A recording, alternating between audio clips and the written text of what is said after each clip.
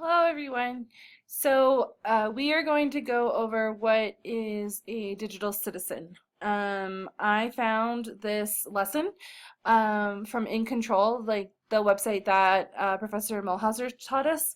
And so this is my Prezi on what I will be doing with the students. So ideally, this PowerPoint presentation would be on one device. It would be the teacher device, and I would be standing in the front of the classroom going over the presentation with the students. So I'm going to kind of treat it that way, but showing you in a standalone presentation type of way how I would go about it. So what is a digital citizen? Lesson from In Control, Living in a Digital World. Um, so the first thing that I would do is go ahead and show them the video for digital citizenship.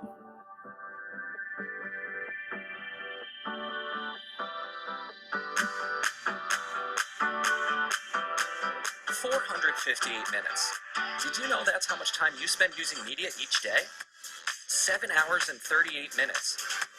Imagine how that adds up over a week, a month, a year. Being connected, being online, it's what we do.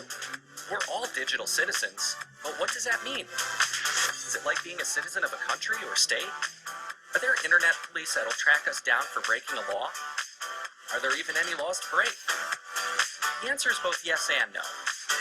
Not everything online is just like the offline world. Okay, so that is the student video. So there's a teacher video that you watch before you do the lesson, and then there's a student video. So we will go ahead and move on. So after the video is shown, I'll go over this with the students, class discussion. So on the whiteboard, I'll have the words digital citizenship, safety and security, digital literacy, and ethics and community written up on it. And from there, the students and I will go like one by one and kind of discuss what does that mean to you as a digital citizen, as a person who's a part of society as large, like what do those things mean to you? And then questions. The students are going to like tell me what type of communities they're involved in, and then the questions that I'll go ahead and ask them that In Control had and that I really liked are like, what roles do you play within these communities? What are the expectations within these various communities? How do you know what these expectations are? And then how do these communities let you know like what their policies are? So what their expectations are. Expectations a lot of times are different than policies, so kind of going off of that difference as well and having a class discussion about it. Then they would get in a group work. So here I have it lined out. Get into groups of 4 and grab a piece of butcher paper. Pick one online community and one offline community, and then write both on the butcher paper. Explain what the community is that you're like going to be talking about. Then compare and contrast the two communities. And then I said next, answer the question, what can you achieve or accomplish in one community that you cannot in the other? And this was like the in-depth question that was on the lesson that I found. So the next thing it does is, so that's a class discussion that we already said. So that's the end of day 1. So day 2, and I put it all in the same thing just because I thought it would be easier once we finish day 1, the students will know that we still have more that we're going to be discussing the next day in terms of digital citizenship. So this is the beginning of day 2, rights versus responsibilities, and I just found a really cute meme about a dog picking up a mess. What is the difference between a right and a responsibility? And so this would again be a class discussion that I would have with the students, like what is a right versus what is a responsibility. Then after that, we would go into group work again. So the thing that I really liked about this lesson is that there's scenarios that kids can go through and then judge for themselves whether or not those people in the scenarios were being a good citizen. So the questions like, the first question, is this an example of being a good digital citizen? And then ask them to like, why or why not? And then it goes into like the responsibilities in each scenario. So it's specific to the scenario, possible consequences, and then what would you do differently? Like, so if the person's acting bad, according to you, what would you do differently to make it good?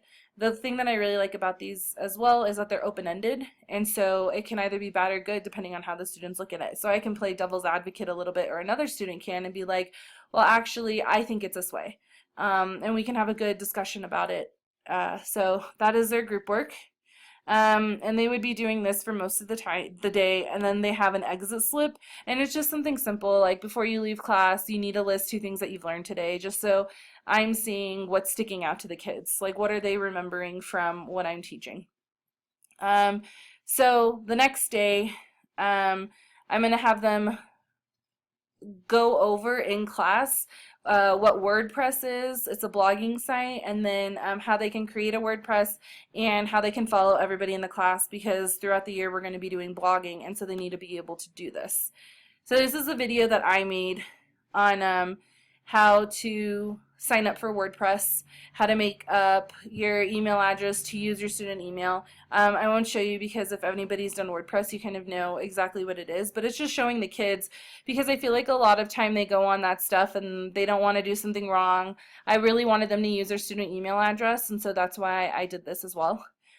And then this is only going to take, this video is, ooh, it won't play for me now. The video is about 10 minutes long, so it'll go ahead and it'll go through that for the students. And then after that, we're moving on to a unit on Great Expectations, where they're going to have to blog in. So there's a prisoner in Great Expectations that Pip, when he's younger, meets in a cemetery that ends up being really important later on in the book. So they are going to write as that character and kind of give a background story for the character, because you never really, you get one, and so I want the students to make up their own, so that way when they hear the actual background story, it'll stick with them more, because it's kind of like correcting misconceptions that they originally had, even though it's not misconceptions. And it's like a way to creatively, for them to creatively write. And then by it going on a blog, it means that, hey, the world is going to see this, so you need a good job. You need to do a good job. So that's why I chose to do this on a blog, because 1, it's creative writing. 2, if it's put on a blog, the world can see, so I'm hoping that they do their best job. And then 3, it'll be easier for them to like go home and for homework to peer edit each other's papers rather than taking up class time doing that. So that is my lesson. What is digital citizenship?